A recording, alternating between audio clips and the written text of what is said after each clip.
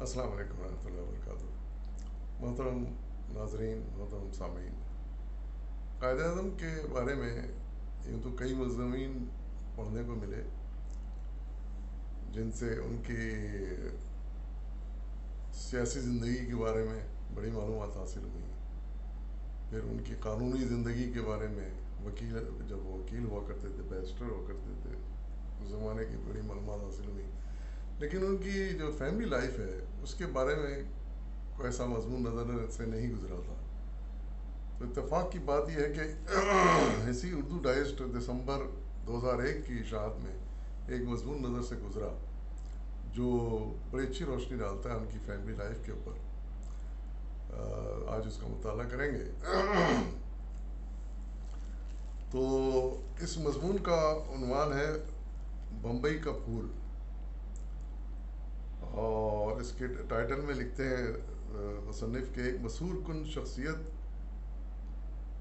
پر دلکش تحریر جو قائد اعظم کی تنہا زندگی میں ہوا کے معطر جھونکے کی طرح داخل ہوئیں۔ اور اس مضمون کے رائٹر ہیں خواجہ رضی حیدر۔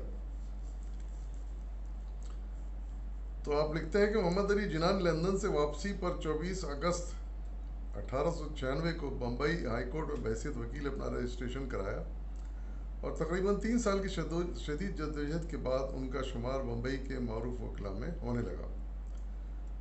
بمبئی میں مستقل رہائش اور وکالت کے ساتھ ساتھ محمد علی جناح کے تقریباً ہر طبقہ خیال کے افراد سے مراسم استوار ہو گئے۔ یوں پارسی فرقے سے محمد علی جناح کے قریبی مراسم کی اساس پڑی، یعنی دوستانہ جب تعلقات ہوئے تو ایک پارسی فرقے سے بھی ہوئے جن کی وہاں اکثریت ہے بامبے میں۔ تو فرقے سے محمد علی جناح کے قریبی مراسم کی اساس پڑی، اور ایک وقت ایسا آیا کہ جناح بمبئی میں پارسیوں کے کلب یا جماعت خانے کے مستقل مہمان بن گئے۔ پارسیوں کے کلب میں آمد و رفت کے دوران محمد علی جناح جن پارسی خاندانوں سے دوستانہ مراسم استوار ہوئے جن سے ان میں ایک خاندان سر دنشا پٹیٹ کا تھا، جو ہندوستان کے نامی گرامی روسا میں شمار کیے جاتے تھے۔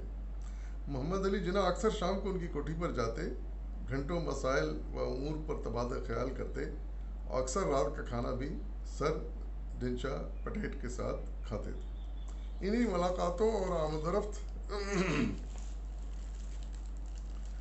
کے دوران محمد علی جناح کی ملاقات سر دنشا پٹیٹ کی اکلوتی بیٹی رتی پٹیٹ سے ہوئی، جو اگرچہ نوعمر تھیں لیکن نہایت ذہین و شوخ و شنگ۔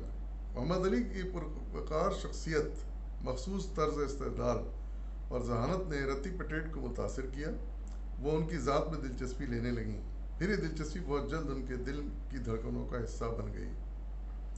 رتی پٹیٹ محمد علی جناح سے تقریباً 24 برس چھوٹی تھیں، لیکن رتی نے اس کم عمری میں اپنی مخصوص ذاتی صلاحیتوں کی بنا پر خود کو بمبئی کی باوقار خواتین کی صف میں لا کھڑا کیا تھا۔ ان کی پرورش شاعرانہ ماحول میں ہوئی تھی۔ 11 سال کی عمر میں ہی انہوں نے الفریڈ ٹینیسن، شیلے، بائرن، کیٹس اور براؤننگ جیسے شعراء کے علاوہ انگریزی کے افسانوی ادب کا بھی کثرت سے مطالعہ کیا تھا۔ محمد علی جناح پہلے اور آخری آدمی تھے جن کے انداز فکر نے رتی کو بے پناہ متاثر کیا، اور وہ روز بروز ان سے مانوس ہوتی چلی گئی۔ شاعرانہ افتادہ کی بنا پر رتی کی رومانی جبلت بھی بہت شدید ہو گئی، اور وہ 1916 میں اپنی سوچ کی اس منزل پر تھیں جہاں انہیں اپنے خوابوں کے شہزادے کی تلاش تھی۔ محمد علی جناح سے قربت اور انس نے ایسے مواقع فراہم کیے کہ رتی پٹیٹ نے اپنے عمل سے ثابت کر دیا کہ محمد علی جناح کے دامن الفت سے خود کو وابستہ کر چکے ہیں۔ شروع میں جناح سے ان کی دلچسپی کی بنیاد صرف یہ تھی کہ جناح ممتاز شخصیت تھے اور وہ ان کی صلاحیتوں کی مداح تھیں، ان کی فین تھیں۔ مگر اپریل 1916 میں جب محمد علی جناح گرمیوں کی چھٹیاں گزارنے سر ڈنشا کے خاندان کے ہمراہ دارجلنگ گئے تو یہ دلچسپی محبت میں بدل گئی۔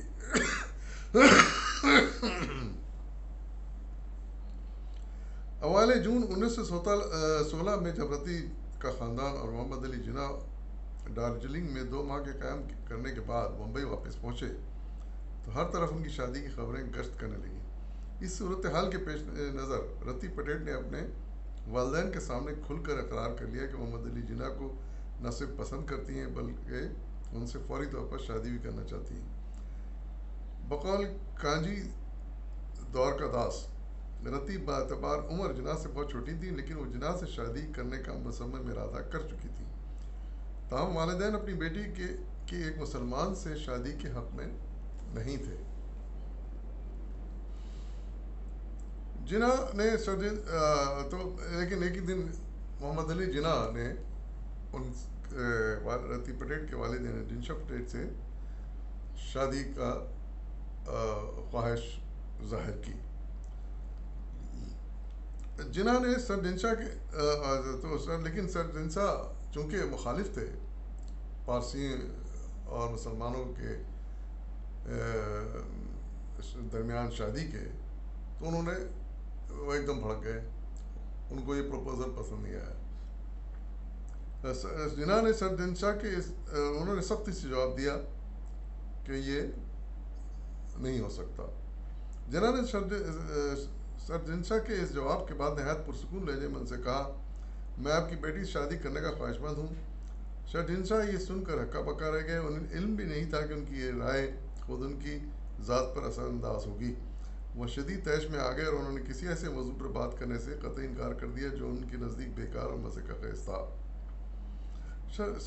سر ڈنشا نے آخرکار رتی پٹیٹ کی جناح سے شادی یا دونوں کے درمیان کسی قسم کے روابط کے خلاف عدالت سے حکم میں امتناعی حاصل کر لیا، کیونکہ رتی کی عمر اس وقت 18 سال سے کم تھی۔ چونکہ وہ مخالف تھے اس شادی کے، تو انہوں نے عدالت سے وہ کر لیا، آرڈر حاصل کر لیا کہ یہ شادی فی الحال نہیں ہو سکتی، اس لیے کہ وہ عمر میں کم ہے، 18 سے کم ہے۔ محمد علی جناح نے عدالت کے حکم امتناعی کی مکمل پاسداری کی، یعنی سال 1.5 سال جو بھی باقی تھا ان کے 18 سال ہونے میں، تو پھر محمد علی جناح نے عدالت کے اس حکم کی پاسداری کی۔ وہ تقریباً 1.5 سال رتی سے نہیں ملے، مگر عرصہ ہجر کے طوالت نے ان کی چاہتوں کو اور شدید کر دیا۔ وہ ایک دوسرے سے ملاقات کے لیے بے قرار رہنے لگے۔ اسی بے قراری نے ان کے اندر انتظار اور ایک دوسرے کی محبتوں پر ایقان کو مستحکم کیا۔ وہ جانتے تھے کہ سماج اور قانون تعدیر ان کے درمیان حائل نہیں رہ سکتے۔ جب وقت نے اپنے پر سمیٹے تو رتی بائی 18 سال کی ہو چکی تھی، چنانچہ وہ نہایت جرات مندی اور سرشاری کے عالم میں اپنے والدین کی دیوڑی پار کر کے مالابار ہل پر واقع محمد علی جناح کی کوٹھی ساؤتھ کورٹ پہنچ گئیں۔ یعنی وہ گھر بار چھوڑ چھاڑ کے وہ محمد علی جناح صاحب کے گھر پہنچ گئیں۔ انہوں نے اپنی محبت کی خاطر اپنے والدین کی دولت اور ثروت کو خیر بات کہہ دیا اور صرف ایک جوڑے میں جو ان کے بدن پر تھا گھر سے نکل کھڑی ہوئی۔ محمد علی جناح کے لیے جو پیشے کے اور طبیعت کے اعتبار سے قانون کی بالادستی کے قائل تھے، رتی پٹیٹ کا یہ اقدام اگرچہ پریشان کن تھا، لیکن اس لمحے مصلحتوں اور اندیشوں کے گرد کو محبتوں کی تند و تیز آندھی اڑا لے گئی۔ محمد علی جناح فوری طور پر چند دوستوں کے مشورے سے، جن میں عمر سبانی سر فہرست تھے، رتی کو بمبئی کی جامع مسجد لے گئے، جہاں رتی نے 18 اپریل 1918 کو مولانا نذیر احمد خجندی کے دستِ پرستہ اسلام قبول کر لیا۔ رتی پٹیٹ کا اسلامی نام مریم بائی رکھا گیا۔ محمد علی جناح چونکہ قانون کے ہمیں پاسداری کا ہمیشہ خیال رکھتے تھے، تو انہوں نے پہلا تو یہ انتظار کیا کہ وہ 18 سال کے ہو جائیں، پھر وہ شادی کا اقدام اٹھائیں گے۔ اور دوسرا یہ کہ چونکہ مسلمانوں کے لیے ضروری ہے کہ غیر مسلم سے شادی نہیں کی جا سکتی، تو اس لیے مسلمان ہونا ضروری تھا ان کا، تو ان کو پہلے لے آ کے مسجد میں ان کو مسلمان کیا گیا، وہ مسلمان ہو گئیں اور ان کا نام مریم بائی رکھا گیا، مسلم نام۔ اس دن ہجری سن کے مطابق رجب رجب کی 6 تاریخ تھی، جو خواجہ معین الدین چشتی کے عرس کی تاریخ ہے۔ اس تاریخ کو پہلے عمر صوبانی اور بعد میں محمد علی مینار پابندی کے ساتھ محمد علی جناح کے یہاں خواجہ کی نیاز بھیجا کرتے تھے۔ 19 اپریل 1918 میں بروز جمعہ صبح 9 بجے قائد اعظم کی کوٹھی ہی پر رتی اور محمد علی جناح اسلامی طریقے کے مطابق رشتہ ازدواج میں منسلک ہو گئے، یعنی پہلے تو انہیں مسلمان کر لیا، یعنی ایک دن پہلے، اس کے بعد دوسرے ہی دن یعنی 19 اپریل 1918 کو جمعے کے دن انہوں نے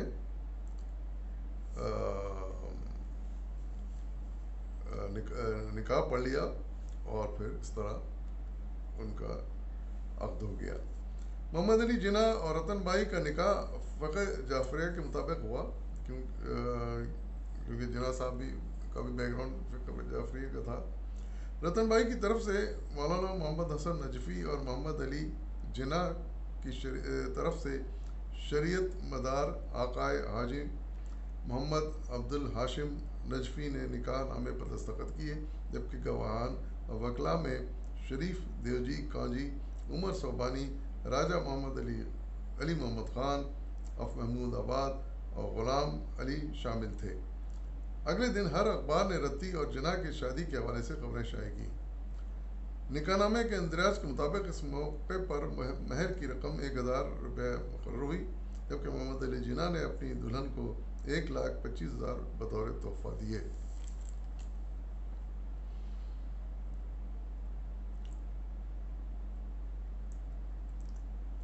رتی پٹیٹ کا قبول اسلام محمد علی جناح سے ان کی شادی اس وقت کے سیاسی و سماجی ماحول میں بڑی دھماکہ خیز اطلاع تھی، لہذا ہر طرف اس اطلاع پر خیال آرائیاں ہونے لگیں۔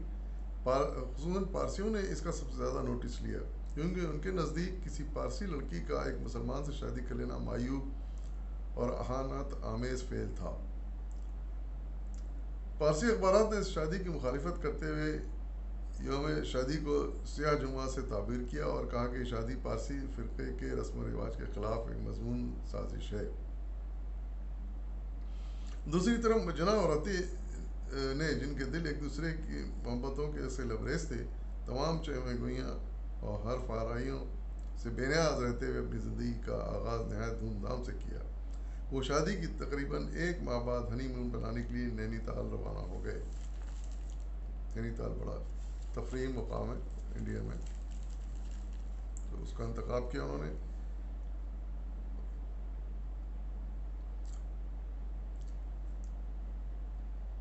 رتی بائی کے بارے میں یہ مشہور دی بات کہ رتی بائی بہت خوبصورت ہیں، ان سے ملنے، انہیں دیکھنے والا کوئی بھی ان کی دلکشی کا اعتراف کیے بغیر نہ رہ سکتا تھا۔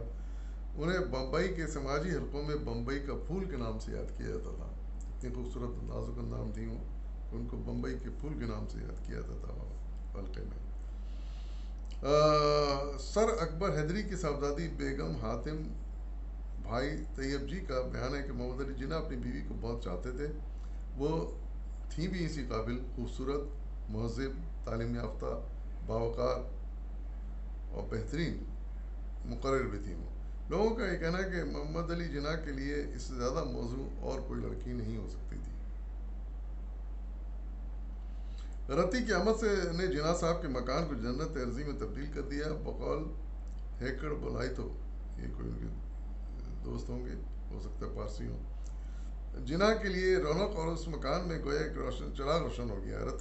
جناح نے اس مکان کو اپنے شاعرانہ ذوق کے مطابق انتہائی سلیقے سے آراستہ کیا اور مصوری کے بہت سے نمونے اور نوادرات خریدے۔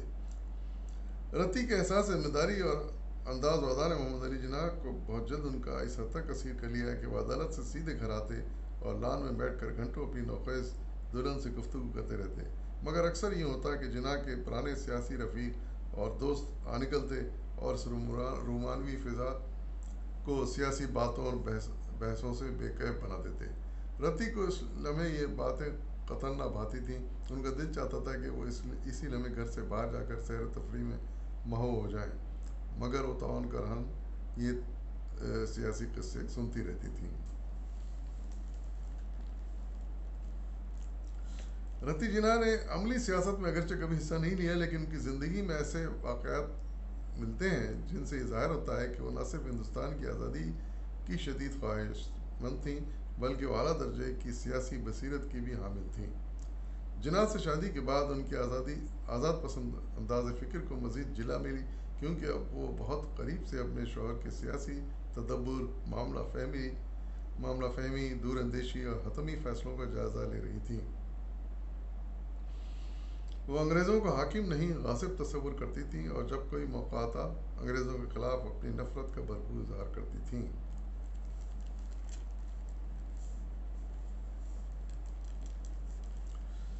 1919 میں قائد اعظم محمد علی جناح کی ازواجی زندگی خوشیوں سے مالا مال تھی، لیکن سیاسی زندگی اضطراب، بے چینی کی زد میں آ گئی۔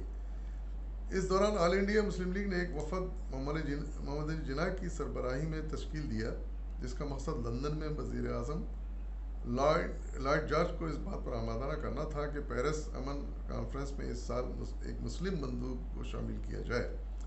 اس وفد میں یعقوب حسن اور غلام محمد بھرگڑی بھی شامل تھے۔ چنانچہ اپریل 1919 کے آخری عشرے میں اپنی اہلیہ کے ہمراہ، یعنی وائف کو لے کر وہ لندن روانہ ہوئے۔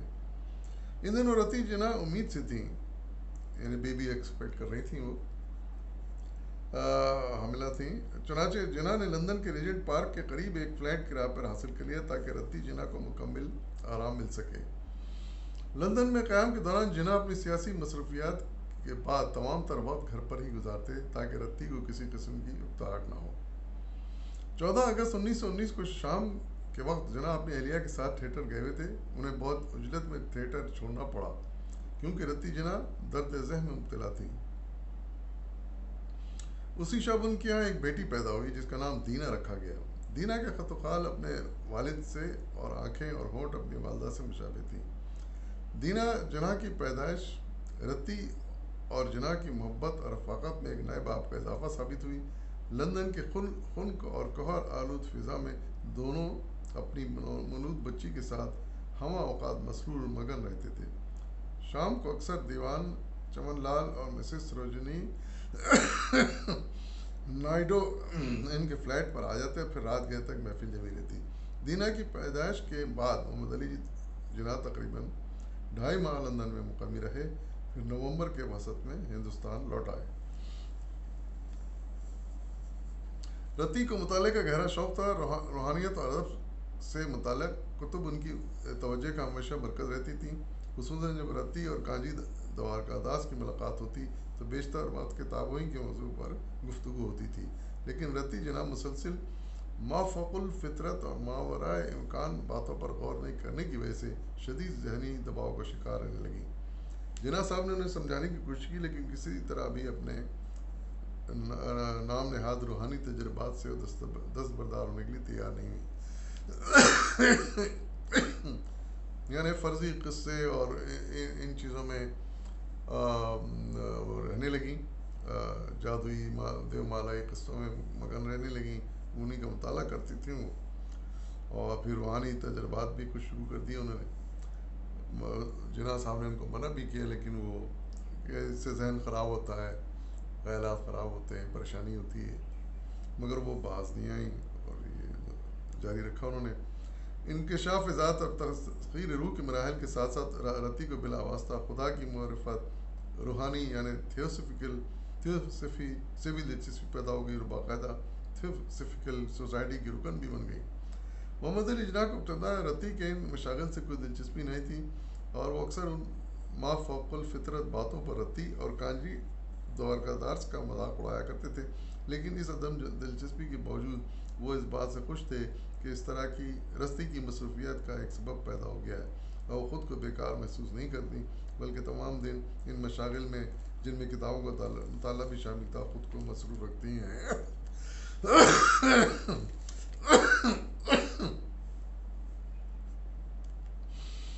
تاہم 1926 کے شروع سے رتی غیر محسوس کن طریقے پر بیمار رہنے لگی، لیکن ان کی بیماری کا تعلق خالصتاً نفسیاتی اور ذہنی دباؤ سے تھا۔ اسی دوران اتفاقاً ان کے پاؤں میں ایک سوئی چبھ گئی۔ رتی نے زخم کی پرواہ نہیں کی اور وہ خطرناک شکل اختیار کر گیا۔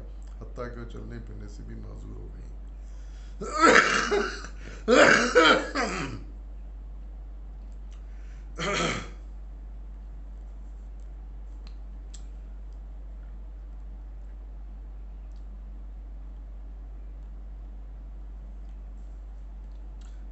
رتی جنا اگست 1927 میں شملہ کے مقام پر اسمبلی کے سیشن کے موقع پر سیسل ہوٹل میں اپنے شوہر کے ہمراہ مقیم تھیں۔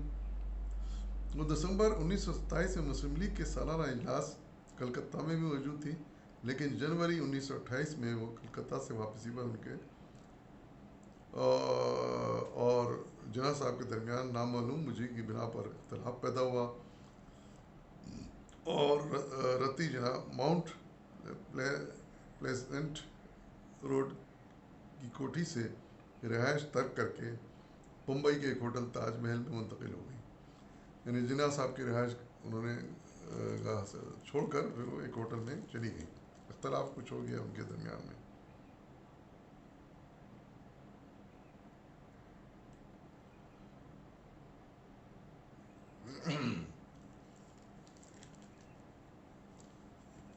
انیس سو چھبیس کے بعد رتی کی صحت روز بروز گرنے لگی۔ وہ مسلسل بے خوابی اور اضطراب کا شکار رہنے لگیں۔ اعصابی تکن نے انہیں آن لیا، جس کی بنا پر ان کے مزاج میں چڑچڑاہٹ اور غصہ نمودار ہو گیا۔ کانجی دور کا داستان لکھا ہے کہ میں اس علیحدگی کے لیے کسی کو قصوروار نہیں پا سکا۔ ہو سکتا ہے کہ مزاج اور عمر کی تفاوت اس کا سبب ہو، لیکن میں اپنے ذاتی علم کی بنا پر کہہ سکتا ہوں کہ رتی کو جناح سے بے پناہ محبت تھی۔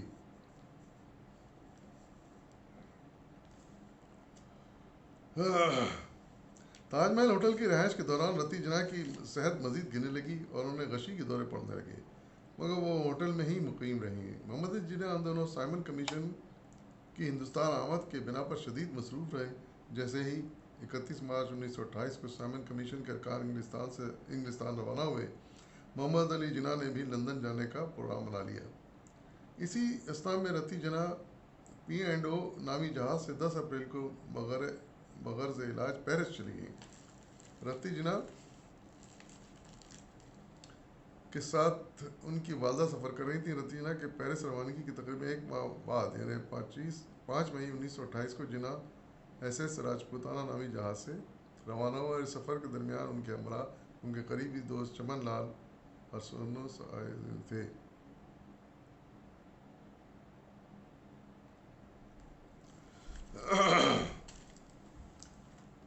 اس مضمون کا باقی حصہ میں دوسری قسم پیش کروں گا۔ فی الحال اجازت دیجیے، فی امان اللہ۔